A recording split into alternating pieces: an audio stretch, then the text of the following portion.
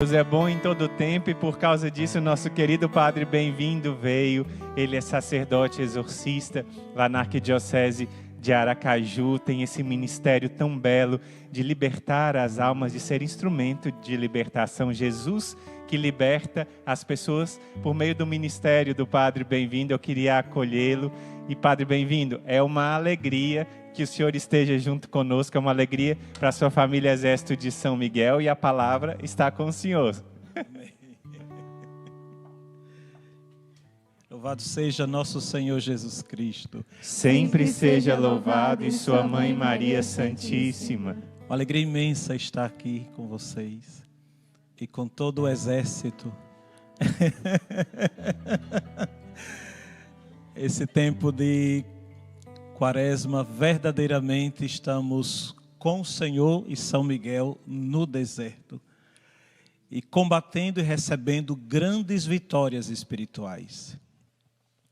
Algumas pessoas, elas caem em tentações terríveis do maligno quando elas começam a ter uma vida espiritual.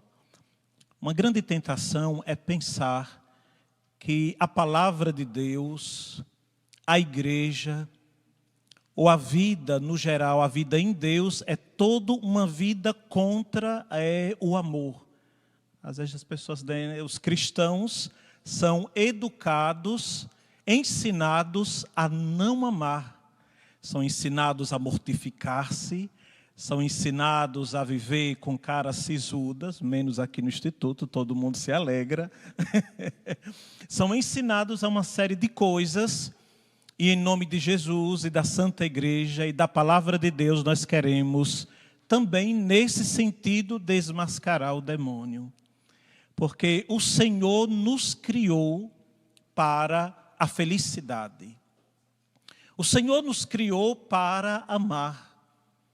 O Senhor nos criou para a alegria. Isso é a Palavra de Deus. Obviamente nós poderemos traduzir essas expressões, felicidade, alegria, amar, com bem-aventurança, onde entraríamos em algo mais profundo da palavra. Mas eu vou me deter nestas palavras, e especialmente na palavra amar. E tem algo que bloqueia profundamente a nossa experiência de amar, que é a dependência afetiva.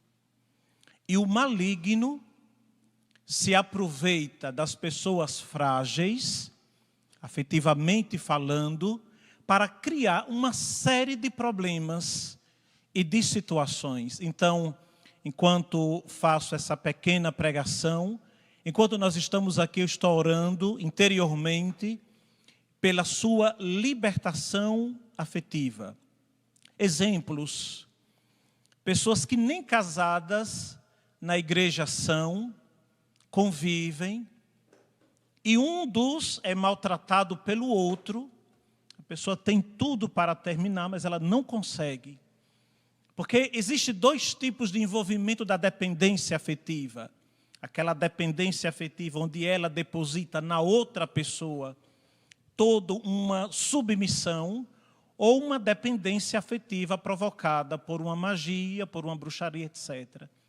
Então, ao falar disso, estarei falando dessas duas coisas. Então, existem pessoas com uma dependência afetiva terrível de amigos que não conduzem para a felicidade. Daí deriva uma quantidade imensa de jovens que estão envolvidos, por exemplo, nas drogas.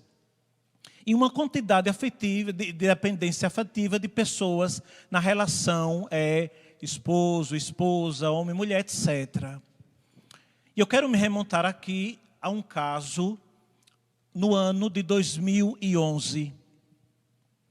Logo quando o arcebispo me chamou para exercer esse ministério, e faço com toda alegria e com toda graça, apesar de todo o cansaço que existe, porque o cansaço é terrível, psicológico, os ataques espirituais, etc. Então, éramos em 4 sacerdotes. O padre Gelfredes, o padre Jadson, o padre Elelon Bezerra e eu. Fomos chamados pelo arcebispo. Nós não sabíamos exatamente do que se tratava aquela reunião. Me recordo que o bispo emérito emérito não, o emérito era o arcebispo, Dom José Palmeira Lessa, e o nosso bispo auxiliar, que Deus o levou para si, que era o bispo de Palmares, Henrique Soares, também estava presente. E nós sentamos ali numa sala, e o bispo disse, ajoelhem-se. Eu disse, meu Deus, o que foi? Ou é suspensão de ordem, ou é, né? Nós nos ajoelhamos ali, eles impuseram as mãos e pronunciaram uma bênção e entregaram a provisão. Vocês são exorcistas da Arquidiocese de Aracaju. Nós não sabíamos mais o que dizer, fomos para casa. Naquela mesma semana, um amigo sacerdote meu disse, padre, ele nem sabia, porque quando Deus dá o ministério pela igreja, Deus também manda os casos. É impressionante. É tanto que eu já fui entregar minha provisão umas 2 vezes. A primeira vez foi a Dom Henrique, né? Lá no Aracaju a gente diz assim, ele me deu uma voadora que eu voei na torre da catedral. Né? E recentemente, outra vez conversando com a arcebispo, eu disse, eu vou entregar a minha função. Ele disse, não, você vai ficar lá, tem que obedecer. Aí um amigo meu chamou, disse, padre, estou com um problema com uma senhora, uma jovem senhora, que ela nem consegue sair de casa. Aí eu fui visitar. E foi terrível aquele dia, porque eu estava só, não me lembro se eu estava com mais alguém, estava só, entrei na casa dela, ela estava sentada no sofá, me apresentei, o padre que estava comigo também entrou comigo, tal, e o olhar daquela pessoa era de uma fúria terrível. De uma fúria terrível, e ela também me disse, padre, estou com uma vontade imensa, não te conheço direito, e uma vontade imensa de poder agredir o senhor. De poder, quem sabe, enforcar o senhor. Era a raiva que a pessoa tinha. Ali naquela altura eu não consegui fazer nenhuma oração, tentei perguntar situações, e não deu. Dei uma bênção na casa, uma bênção sobre ela, e marquei na agenda um dia que ela pudesse ir na igreja, porque é sempre bom que a pessoa vá na igreja, porque ela sai do seu ambiente, ela sai do seu, digamos, do seu habitat natural, a ligação, a dependência afetiva também tem ligação com ambientes, e ela foi naquele dia, o ministério que me ajuda e que me ajudava estava presente, e quando nós começamos a oração, ela, sem nenhum movimento dos membros superiores e inferiores, sem os braços e as pernas, ela estava deitada com as costas para receber a oração, porque ela já estava no chão, em uma crise espiritual, ela girava de maneira rápida. Eu, exorcista inexperiente, fiz todas as orações, ela girava de maneira rápida, ali no chão, e eu não sabia nem o que dizer. Fizemos todas as orações e espiritualmente ordenei em nome do Senhor Jesus que parasse. E ela parou e ali começamos a fazer as orações. Ainda não era a oração solene do ritual, isto é, o exorcismo maior, porque a gente vai acompanhando, fazendo orações de libertação, orações de cura interior, etc. Quando ela voltou em si, já estava mais lúcida, nós fomos conversar com ela e ela colocou para fora a crise profunda que ela estava vivendo de uma vida afetiva completamente destruída por uma pessoa que ela queria que fosse seu marido, mas ele não queria. Então ela desenvolveu uma raiva profunda por ele, ao mesmo tempo um querer estar com ele, um querer se entregar, e envolvia problemas financeiros, envolvia problemas de família, e isso a pessoa, ela foi acarretando para si esse sofrimento de tal maneira que ela abriu uma brecha imensa para o demônio. Ela estava às portas de uma possessão demoníaca, mesmo já tendo algumas manifestações. Então nós passamos alguns meses orando por ela, semanalmente, para ela conquistar a libertação, e tudo estava nesse processo de cura interior. Então, como fazer para libertar-se da dependência afetiva? Primeiro, você tem que colocar o seu coração diante de Deus e perceber que o seu coração foi feito para o amor e para a felicidade. E nada pode acorrentar o seu coração. Nada pode ferir o seu coração e aprisionar o seu coração. Esse é o primeiro passo. Como está o meu coração? Como eu estou conduzindo o meu coração? Se estou permitindo que ele esteja cheio de alegria, de paz, ou simplesmente eu estou bloqueando o meu coração e condicionando a uma situação que vai me fazer infeliz. Então, meus amados irmãos do exército e todos nós que estamos aqui, o processo de libertação dela foi maravilhoso, porque Deus operou na vida dela de tal maneira que ela conseguiu perdoar o ex-marido que não era verdadeiramente esposo dela, ela conseguiu curar-se, ela conseguiu converter pela graça de Deus, se tornou ministra da comunhão eucarística. Os 2 filhos, a filha, se tornou, entrou numa congregação religiosa, hoje é freira. O filho fez advocacia, hoje é advogado. Ela cresceu, fez curso em faculdade, hoje trabalha, está muito feliz, graças a Deus. Mas a primeira coisa, e vou insistir, para a libertação da dependência afetiva, é preciso descobrir para que o seu coração foi criado. Seu coração foi criado para o amor. A segunda coisa, não basta simplesmente perceber que você está sofrendo, perceber que você está caindo em situações difíceis, perceber que você não vai conseguir superar. Como as pessoas dizem, padre, eu não consigo esquecer, eu não consigo deixar. Não é só uma questão psicológica, não é só uma questão de uma história. O inimigo vai se aproveitando dessa fragilidade psicológica, que é também espiritual, para escravizar você, para colocar você no chão, para colocar você prostrado diante de situações onde o fim será a sua morte, o fim será a destruição da sua casa e a destruição da sua vida. Então é preciso buscar ajuda espiritual, buscar ajuda no confessionário, buscar ajuda através do exército de São Miguel, como você está fazendo. Então não basta simplesmente querer libertar-se. É preciso buscar ajuda no lugar devido para que você seja curado. Então, obviamente, quem poderia presenciar esse caso, via como se fosse uma verdadeira possessão demoníaca, mas não tinha aqueles grandes sintomas da possessão, mas entrava nas manifestações espirituais e ela foi curada pela graça de Deus. Então, estou mais na área da libertação do que propriamente do exorcismo em situações, porque a possessão demoníaca, o demônio toma completamente a consciência da pessoa e ele tem domínio do corpo da pessoa. A questão afetiva, a pessoa tem consciência dos seus atos, mas ela não consegue se libertar sozinha. Precisa da graça de Deus e do poder de Deus. Uma outra situação que aconteceu, de dependência afetiva, final do ano passado. Uma senhora me telefona, padre, estou tendo crise, não consigo dormir, tenho dores de cabeça, tenho uma angústia profunda, entro em crise, vejo vultos e uma série de situações. Depois o filho dela me telefonou, padre, queria que o senhor visitasse a minha mãe. E assim eu fui.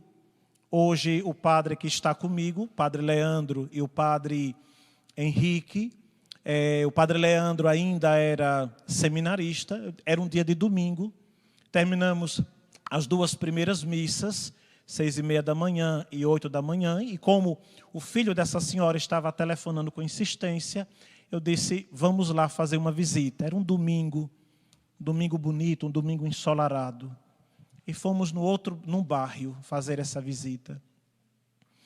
Quando a gente chegou na casa dela, que entramos, não sei como descrever, mas farei.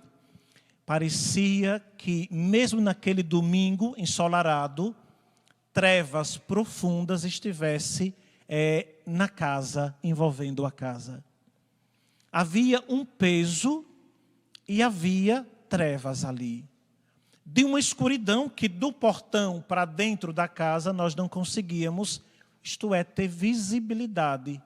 E a casa não era só de porta, tinha um portão grande.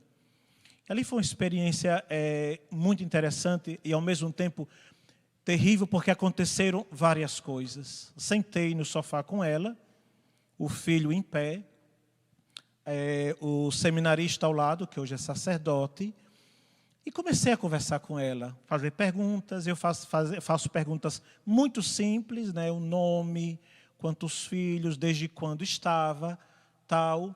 E ela começou a falar de uma pessoa que ela estava se envolvendo afetivamente, e que depositou nele toda a confiança. Isso vou lá para o final para vocês entenderem o que eu estou contando agora.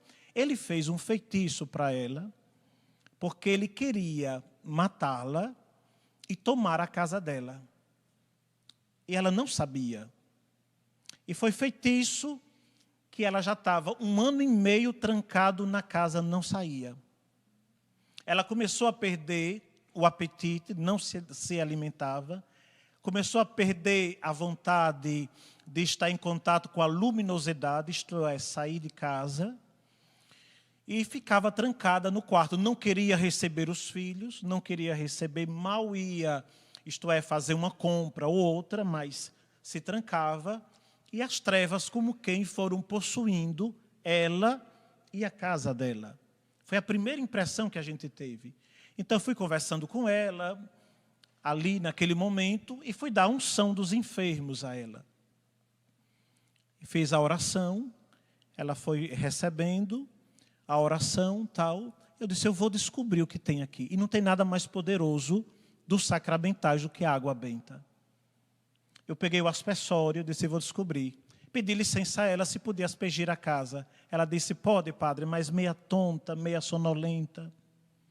Quando eu fui passando na casa, aspergindo, e cheguei no quarto dela, o quarto dela, a janela estava com um blackout, tudo trancado, mas não era somente isso. Apenas botei o pé, eu não conseguia, nem a luminosidade pouca que tinha da cozinha próxima ao quarto dela, entrava no quarto. Isso era muito estranho, porque na hora que eu me aproximei da porta, quando eu joguei água benta no quarto dela, eu disse em voz alta, para o filho dela e para o seminarista, disse, está aqui dentro, mas eu não sabia exatamente o que era. Está aqui dentro. E estava tentando colocar a mão na parede para encontrar a lâmpada, para acender a lâmpada. E não conseguia, mas joguei água. No momento em que eu joguei água, ela que estava atrás, sentada no sofá, veio correndo na minha direção, por trás, e uma força do quarto, desse quarto escuro, saiu, que atravessou o meu corpo, do pescoço para baixo até a cintura. Que eu fiz um impacto de tanta força que passou através de mim. Quando eu virei, rapidamente ela estava em processo de possessão demoníaca. Essa criatura que estava no quarto, essas trevas densas, como eu estava na porta, me atravessaram. É tanto que eu passei desse domingo até a quinta-feira sem dormir, sem me alimentar direito e sem horário. Eu já estava com umas olheiras desse tamanho. E ele sabe como eu estou. Ele disse, se ajoelhe que eu vou te ungir. E aí ele fez a unção dos enfermos e ali eu fiquei curado. Então, naquele momento, aquela criatura passa por mim e pelo meu corpo e a possui. Nós tentamos conduzi-la para a sala, novamente, seguimos as orações, e eu fazia perguntas, quantos anos a senhora tem? E ele dizia, já estou dizendo ele, e ele dizia, eu não tenho idade. O filho dela estava ao lado, e eu perguntei, quantos filhos a senhora tem? 3 filhos. Ele disse, eu não tenho nenhum filho. E ali a gente seguiu a oração de libertação, fizemos uma oração deprecativa, continuei a unção. ela foi voltando em si, e naquele mesmo instante ela ficou totalmente curada. Foi aí quando ela me contou toda essa história, porque eu perguntei, qual é a pessoa que mais te feriu e qual é a maior mágoa que você tem? Aí ela me contou a história desse senhor que estava já com uma outra pessoa, já estava com uma outra, isto é, amante, já que não era casada com ela, porque ela não era casada com ele, estava com uma amante, e ele fez alguma coisa para mim, mas eu não sei o que é. Fez uma espécie de bruxaria, porque de fato ele queria que ela morresse, ele queria ficar com a casa dela e já com uma outra pessoa. E pior, com total dependência afetiva de que ela estava criando dentro de si. Então, amados irmãos, isso não é questões de... porque algumas pessoas podem nos acusar, nós do exército de São Miguel, de sermos pessoas bitoladas, de sermos pessoas que queremos inventar histórias. E não é, você deve fazer muita atenção ao seu coração. Porque o inimigo de Deus trabalha pela nossa vida afetiva, trabalha pelas nossas emoções. E Jesus quer o seu coração curado, Jesus quer o seu coração livre, Jesus quer o seu coração cheio de amor, para que você possa ser feliz. E a felicidade é uma graça, mas ao mesmo tempo a felicidade ela é conquistada. A felicidade você não vai simplesmente encontrar em pessoas, em coisas, em situações. A felicidade você encontra em Deus, na liberdade. Então não permita que o mal domine você, nem te engane e nem te iluda sobre questões afetivas e emocionais na área da dependência. Isso é um dos poucos casos, porque existe muita magia, feitiço, bruxaria, inclusive casais casados, de que o esposo, já passei também por essa experiência, né? Um esposo maravilhoso, eu conheci a esposa e conheci os 2 filhos que frequentavam a igreja. Ele não conseguia viver muito tempo com a esposa. Ele não conseguia, e ele chorava. Eu terminava a missa às 7 horas da manhã e ficava com ele 1h30. Esse padre, eu amo minha esposa, eu amo meus filhos, mas passo 1 mês com eles, depois vou para a casa da amante. Eu não consigo, e eu sei que não a amo, que eu não consigo viver com ela. Eu amo a minha esposa. E a esposa era uma mulher santa, porque ela compreendia já que o esposo estava passando por algo espiritual. Foi quando eu abri o ritual de exorcismo e fiz uma oração deprecativa sobre ele. Era um domingo de manhã. Quando eu terminei a oração, quase como quem uma áurea, uso essa palavra, negativa, saiu dele. Nunca mais ele voltou para a amante. Nunca mais. Ele foi curado. Por quê? A amante tinha feito bruxaria e feitiço de dependência afetiva para amarrá-lo a si. Por isso devemos fazer muita atenção. O adultério não é só o adultério. Não é só pecado grave contra o 6º mandamento. Pode ser digamos, uma armadilha do maligno para amarrar você. Fazer muita atenção. Por isso que nós queremos orar, pedir a Deus libertação para a sua casa, proteção para a sua família, para o seu casamento, especialmente para o seu coração. Deus criou você para o amor. Deus criou você para a felicidade. Deus criou você para a alegria. Então, Deus ilumine o nosso texto de hoje, ilumine a nossa noite, nos enchendo do seu Espírito Santo. Deus abençoe. Conto esses fatos não para ninguém ficar com medo. Né? Porque alguém pode ficar, né? Padre, será que eu estou com feitiço? Será que não? Nós somos feitos de carne e osso, temos as nossas fraquezas, mas nós temos a graça do Espírito Santo que nos ilumina e nos liberta de todos os males. E concluo, eu acho que foi uma coisa que nós dissemos da outra vez, quando eu estive aqui, quem quer libertar você é Jesus. Ele é o primeiro a libertar você. Ele toma iniciativa, pelo poder do seu Espírito, a libertar você. Conte com as minhas orações, mesmo não conhecendo você diretamente, mas o Senhor conhece e Ele atende todas as preces da igreja. Deus te abençoe. Amém. A gente agradece muito o Padre Bem-vindo e quanta riqueza de ensinamento que o Padre Bem-vindo nos deu. Deus lhe pague, Padre. O Padre falava de muitas coisas de dependência afetiva, falava de bênção da casa, falava de como nós devemos clamar o poder de Deus e mudar de vida. Tudo isso o Padre Bem-vindo vai rezar conosco amanhã no Santo Rosário da madrugada. Vai ser um momento de muita graça, um rosário por libertação, libertação da dependência afetiva, libertação da ação do inimigo, de pessoas que estão ligadas. Você viu aí até algum feitiço feito como amarração, alguma coisa nesse sentido. Amanhã nós vamos clamar no Santo Rosário da madrugada. O Padre Bem-vindo vai descansar um pouco, que ele chegou de viagem agora há pouco, e amanhã ele já vai estar conosco. Eu peço ainda, Padre, antes da gente pedir para compartilhar, que o Senhor dê uma bênção em cada um de nós, que o Senhor nos abençoe, para que a gente possa já compartilhar e começar o poderoso terço do combate. Na verdade, nem desci no aeroporto, eu caí aqui de paraquedas, porque o avião passa por aqui, já caí no Instituto. Deus nosso Senhor, Deus de poder e misericórdia, abençoai esses vossos filhos e filhas, abençoai as famílias, abençoai os corações, derramai, ó Pai, através de Jesus nosso Senhor, a força do Espírito Santo, para que nós sejamos libertos, curados e santificados pela vossa graça. Abençoe-vos o Deus Todo-Poderoso, Pai, Filho e Espírito Santo. Amém. Amém.